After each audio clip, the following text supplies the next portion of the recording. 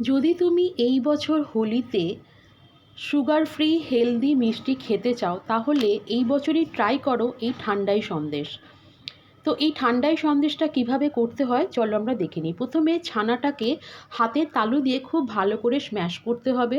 তারপর ঠান্ডাই পাউডার ওটাতে অ্যাড করবে, জলে ভেজানো কেশর সেটাও অ্যাড করবে, করে খুব ভালো করে ওটাকে স্ম্যাশ করে ফ্রাই প্যানে কিছুক্ষণ রান্না করে তাতে সুগার ফ্রি গুঁড়ো, চিনি এবং মিল্ক পাউডার অ্যাড করে আবার একটু কুক করতে হবে। তারপর ঠান্ডা করে আবার হাতে তালু দিয়ে ওই ছানার মিশ্রণটাকে খুব ভালো করে স্ম্যাশ করতে হবে এবং একটা স্মুথ ডো তৈরি করে তার থেকে ছোট ছোট বলের আকারে নিয়ে গোল গোল করে শেপ দিয়ে রাখতে হবে। তারপর সন্দেশের যে মোল্ড পাওয়া যায় বাজারে সেইখানে একটু ঘি মাখিয়ে ওই বলগুলোকে একটু হালকা হাতে তালু দিয়ে প্রেসার দিয়ে তুলে রাখলেই তৈরি হয়ে যাবে ঠান্ডাই সন্দেশ।